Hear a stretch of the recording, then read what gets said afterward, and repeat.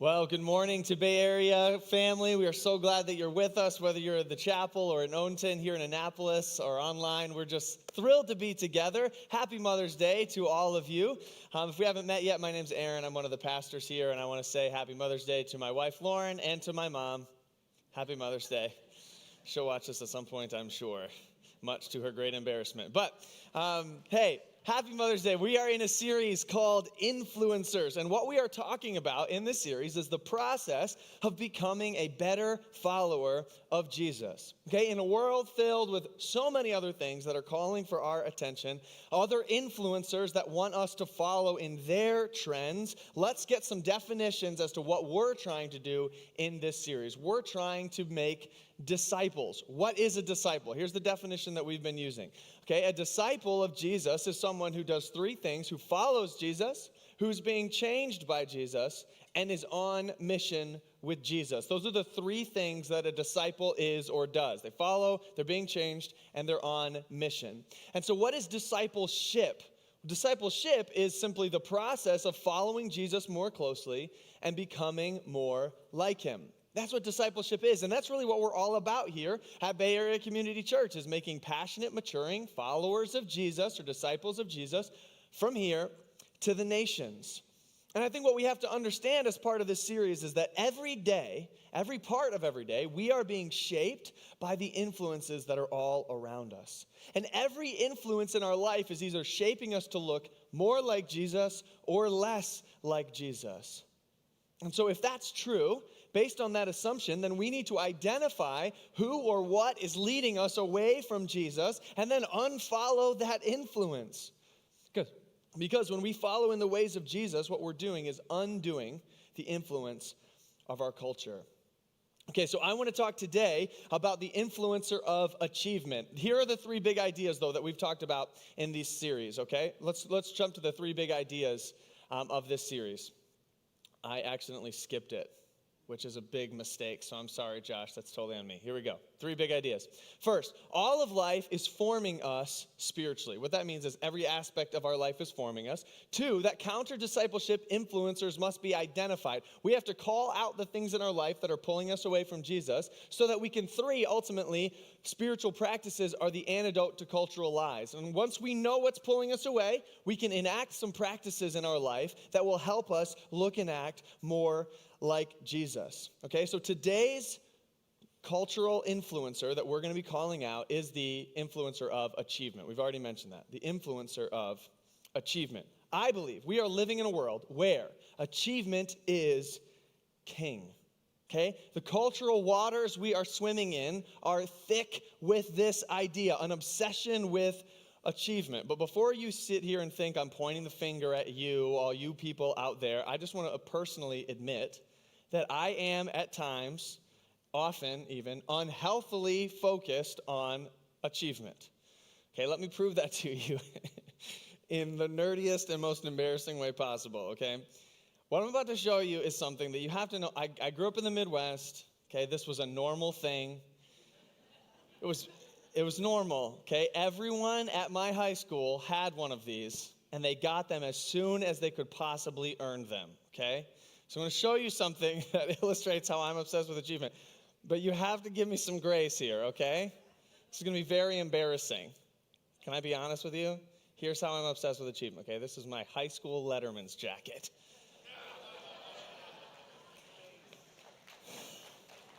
Okay. There's a lot of things that are embarrassing here. First of all, you're going to notice that I graduated in 2009, and I know that was not very long ago, okay? So a lot about this that's embarrassing. First of all, that this even exists. That's embarrassing, okay?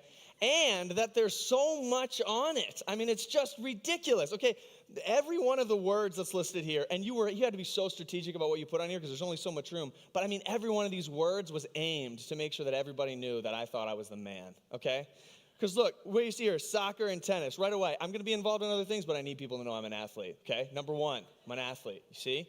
Soccer and tennis. And then a cappella, that's the choir I was a part of, but not the concert choir, please. The a cappella choir, okay? And then keynotes and bell choir, that's the exclusive smaller choir within the good choir. And we played bell, so it was legit, okay? The symphonic band, not the concert band, please. Symphonic band and jazz quartet and brass quartet. It got weird. Student council, because athlete but also involved, you feel me? And then my high school allowed you to varsity letter in academics. So your boy made sure you knew I was also a nerd, okay? It gets worse. All these bad boys up on here, okay? Guys.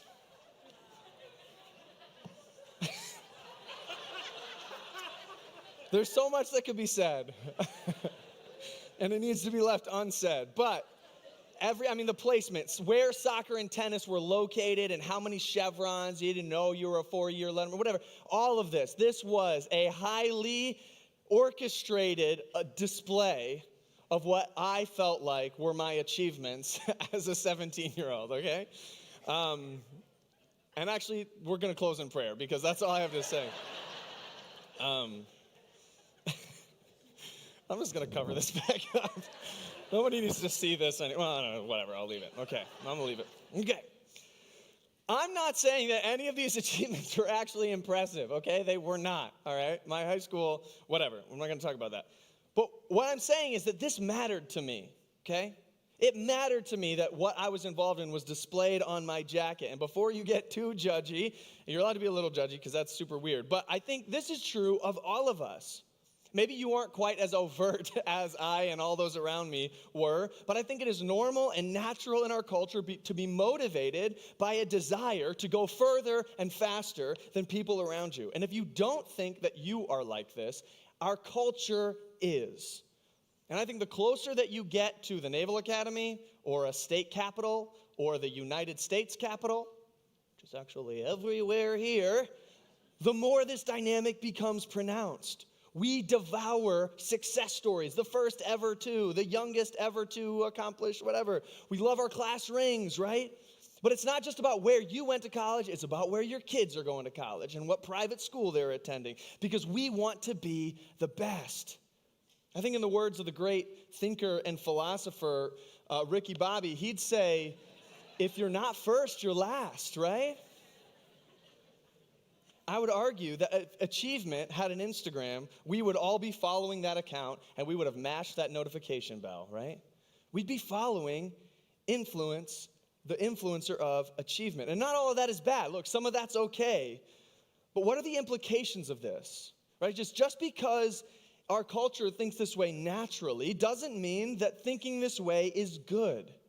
As followers of Jesus, what is the right way to think about greatness, to think about achievement? What would Jesus say about that topic? Well, thankfully, we know exactly what he would say, because it turns out that his disciples were just as obsessed with achievement and greatness as we are. And so we're going to zoom in on a story today where Jesus redefines for his followers what greatness is. And I think this teaching from Jesus holds the key to enabling us to unfollow achievement as an influencer in our life and to follow Jesus toward true greatness instead. So if you would turn with me in your Bibles to Mark chapter 10. Mark chapter 10. As you're turning there, I'd like to set the context a little bit.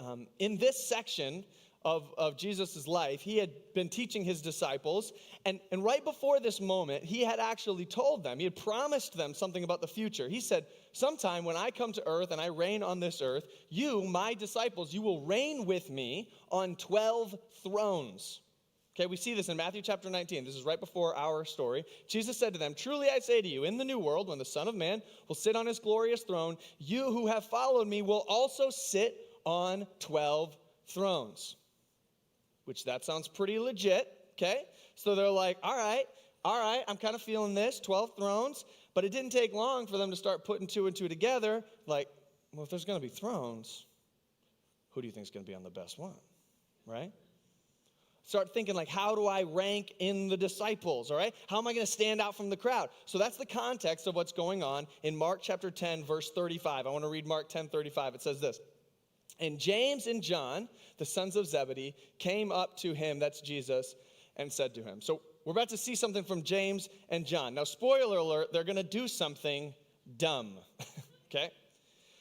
And you'll notice that this story is not recorded in the Gospel of John, written by John. But the Gospel of Mark, which is mostly from Peter's perspective, is happy to include this story in great detail. Okay? He's happy to highlight it. So here's what happens. James and John, the sons of Zebedee, they come up to Jesus. They say to him, we find out in other stories their mom was involved in this as well, but it's Mother's Day, so I didn't want to bring it up. Okay. Teacher, we want you to do for us whatever we ask of you. What an opener. He says to them, what do you want me to do for you? Essentially, they walk up to Jesus, hey, can you do us a salad? And he doesn't say yes. He asks for clarification, which is a little bit of a life hack from Jesus. Don't say yes to doing someone a favor until you know what they're going to ask you to do. They might ask you to watch their 5 and 2-year-old boys named Grayson and Lincoln, and you need to say no, okay? So make sure you know what's coming. Don't say yes. That's your takeaway for some of you for today. But Jesus asks what they want. What do you want from me? And here's what they say in verse 37. They said to him, grant to us to sit one at your right hand and one at your left in your glory. Now, without the context that we know, this sounds like a super random request, right? Except for remember, he has just talked about thrones, and so it's definitely selfish, but at least it's not random, okay? That's what's going on. And I love, by the way, when they ask, they don't get specific about who's going to sit on the right side or who gets to sit on the left side. I'm guessing they couldn't agree on it. They're like, okay, enough. Let's just find out if the seats are available, and we'll figure it out on the other side, okay? Classic brothers, right? How does Jesus respond, though? He says this in verse 38. He says to them, you do not know what you are asking. Are you able to drink the cup that I drink? Are you going to be baptized with the baptism with which I am baptized? And they say to him, yeah, we're able. And Jesus said to them, the cup that I drink, you will drink. And the baptism with which I am baptized, you will be baptized. But to sit at my right hand or my left is not mine to grant, but it is for those for whom it has been prepared. That's a mouthful, but what is Jesus saying? Well, he's saying if they're able to go through what he's going to go through, and they say they are going to, now, they should have already known that what he's talking about is his death on a cross. By this point in the story, he's already predicted his death on the cross 3 times. So they should know that that's what he's alluding to, but they're like, yeah, we can deal with the consequences. And Jesus actually agrees. He's like, yeah, you actually are going to pay pretty heavily for following after me. But then, notice he does not promise them a position of importance, right? Because that's not his job. In other words, what's happening here, we're finding out, is that Jesus can't promise a position. He can promise persecution. That's what's coming for James and John. I'm not saying anything about a position, but I'm saying, yeah, you're going to drink that drink and be baptized with that baptism. They end up paying dearly for following Jesus. His prediction is dead on. But here's what I want you to see. Okay, he says all this, but then look at the disciples' response in verse 41. The next verse, it says, when the 10, these are the other disciples, heard it, this whole conversation, they began to be indignant at James and John. They're all up in arms. Like, how could you try to get the best seats? This is ridiculous. But really what they're saying, how could you? But what they mean is, why didn't we think of this? Right? That's what I would be doing. The whole group, they're fighting, they're bickering, who's the best, blah, blah, blah. Jesus decides, all right, we got to circle the wagons. We got to have a lesson here, a little teachable moment on achievement and greatness. And let's see what he says, verse 42. Jesus called to them to him and said to them, you know that those who are considered rulers of the Gentiles, those are people who aren't Jews, the rulers of the Gentiles, they lord it over them, and their great ones exercise authority over them. To which all the disciples would have just been nodding their head, like, yep, Jesus, we know. He's describing reality as they knew it. They lived in a world where power and achievement were everything. The strong absolutely dominated the weak while putting up a literal statue to themselves and claiming to be a god, okay? If you think the balance of wealth is a little off in America today, which I won't really disagree with you on that, you should have seen the first century, okay? It was crazy. The powerful were light years ahead, incredibly oppressive, total domination. So Jesus is just saying, hey, look, this is the state of leadership today. Not one of his disciples would have been pushing back on this. They are nodding their heads. So I think, in other words, what he's doing is what I attempted to do at the start of this message, a description of the state of leadership in the world today that we would all nod our heads to. I was saying we're all obsessed with achievement, right? And hopefully we're all saying like, yeah, I see that. But then Jesus, now that he has his audience in agreement with him, he does something amazing. The next thing he says is, that's all true, that's reality, but it shall not be so among you. In other words, there will be a culture among those who follow me that will stand in contrast to the rest of the world around you. It's not going to be like that with Jesus followers. You've been discipled by the leadership culture of the Gentiles, he's saying, but I'm telling you to choose a different path. What's the new paradigm that they should follow? Well, the paradigm he gives them, buckle up, it's intense. I think it's what our church needs to hear today. He's about to provide what I think is the unfollow button for achievement. It shall not be so among you, but, here's the contrast, whoever would be great among you must be your servant. And whoever would be first among you must be slave of all. I'm going to read that again. Whoever would be great among you must be your servant. And whoever would be first among you must be slave of all. In direct opposition to the culture of domination that existed then, and in direct opposition to the culture of be the best that still exists now, Jesus says the economy among his followers is like this. The great ones are the servants, and the goat, the first, the best, is the slave. Are we catching this? The great ones are the servants, the best are the slaves. Now look, if you've been around church or whatever, you've maybe heard these words and they sound familiar to you, but I just want you to pause and consider how without the teaching of Jesus in our world, this is nonsensical. It makes genuinely no sense in the world that he lives in or the world that we live in today. Outside of the influence of a man called Jesus of Nazareth, this is an illogical statement. I love it. I love that it's got this parallel structure. He kind of states the idea twice, but he ratchets up the intensity. Hey, you want to be great? Become a servant. But if you want to be the best, you want to be the goat, you want to be first, become a slave. A person with no rights or autonomy who exists for the service of others. That person's the best. And you might be like, okay, this looks a little extreme.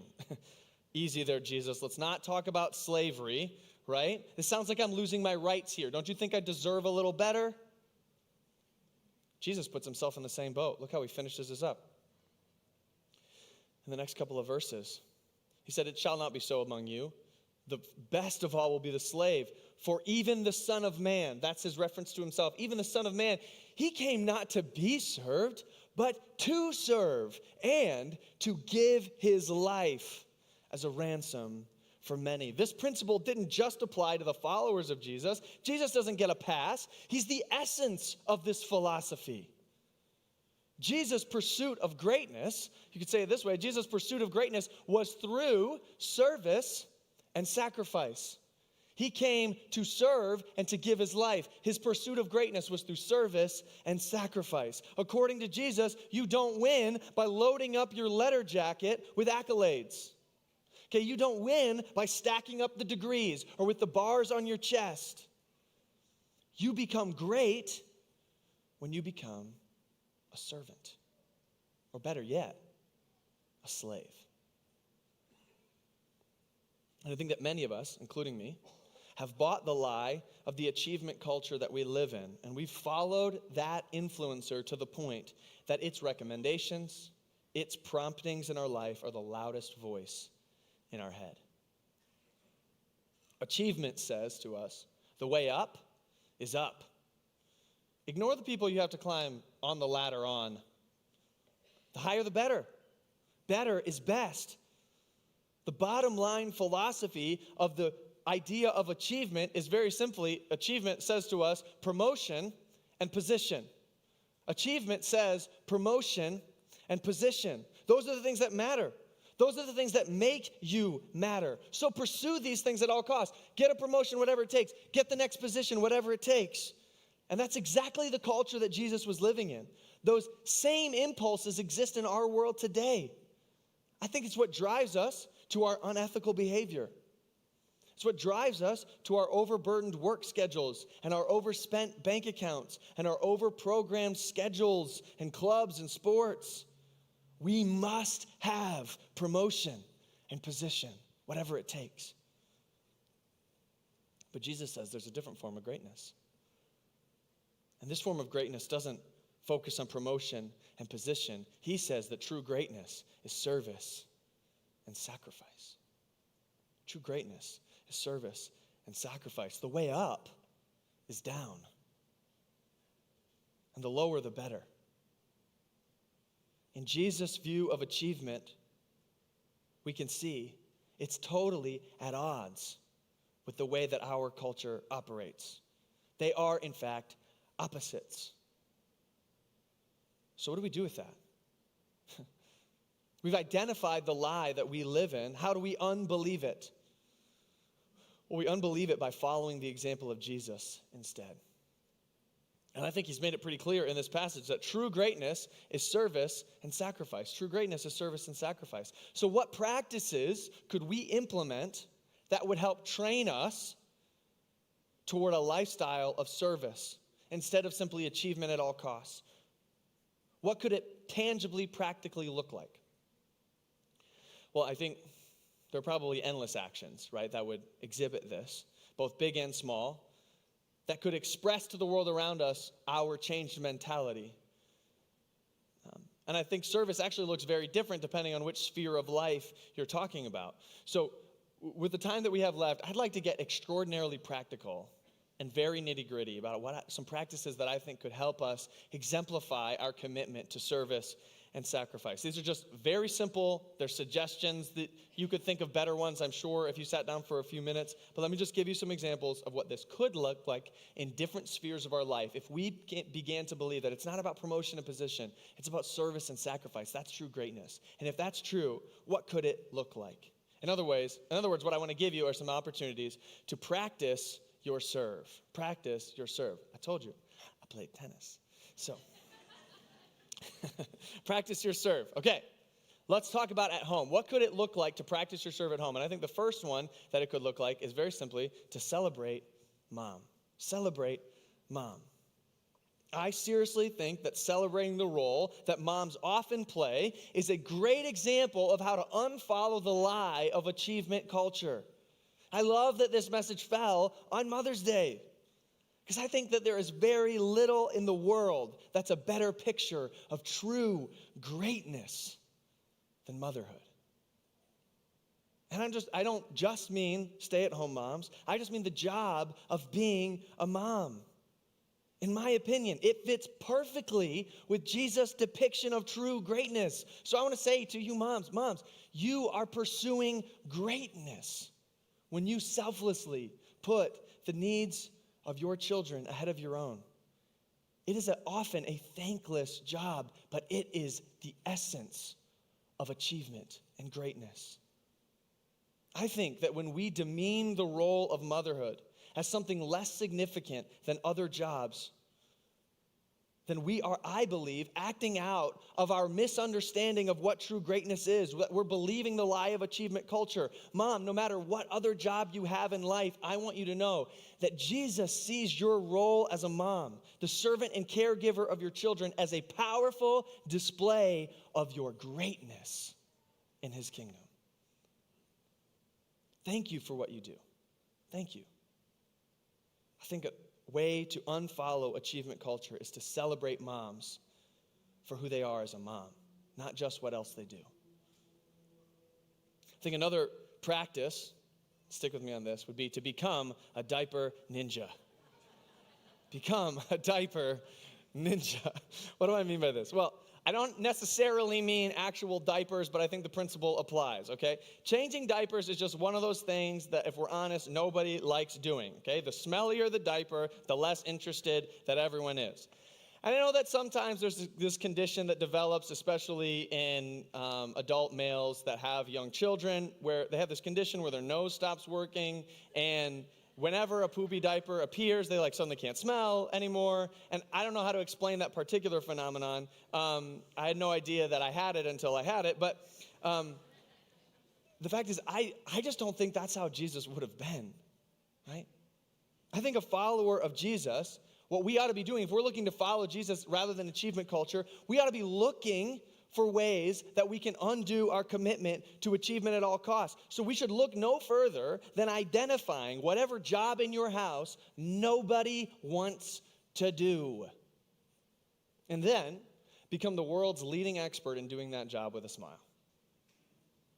Become a diaper ninja.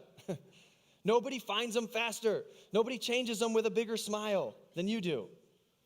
Find the job that no one wants to do and do it. Think about how far that would go to demonstrate that you believe that true greatness is not in a letter jacket. It's in service and sacrifice. True greatness is service and sacrifice.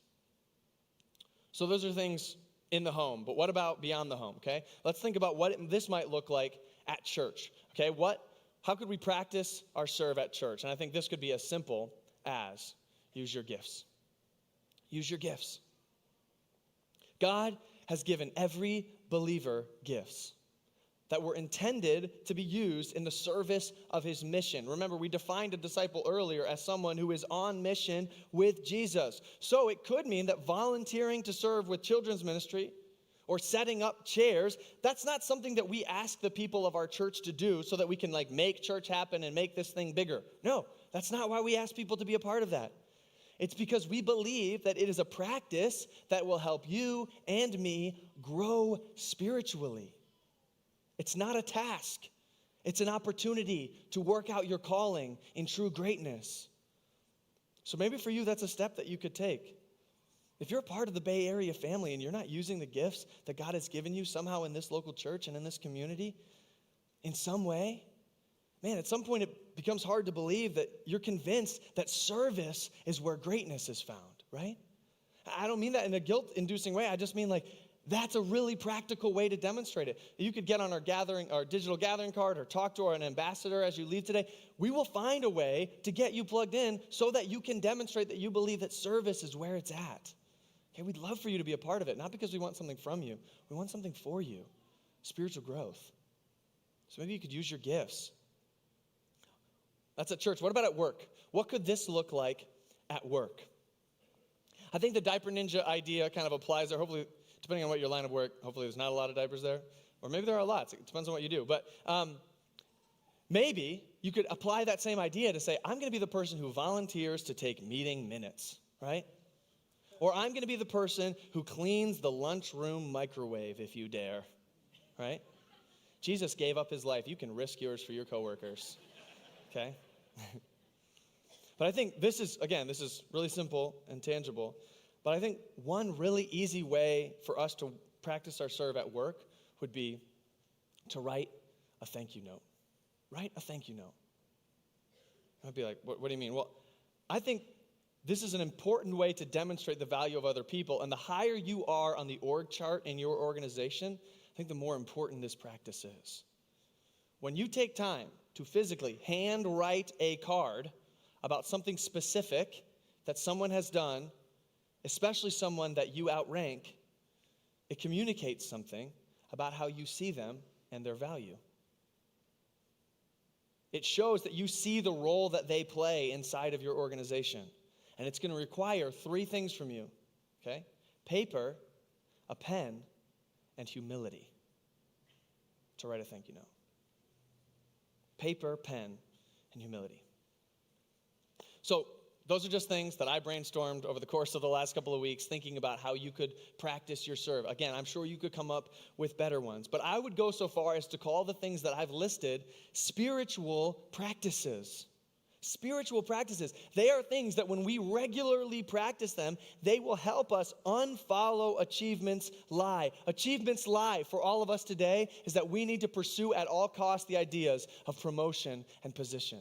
That promotion and position is what matters most. But when we choose to practice our serve in these small, tangible ways, what we're saying is that I believe that true greatness is not promotion. It's not found in position. It's found in service and sacrifice. So my question would be, which one of these things do you want to begin doing this week? As hard or as uncomfortable as they might be for you.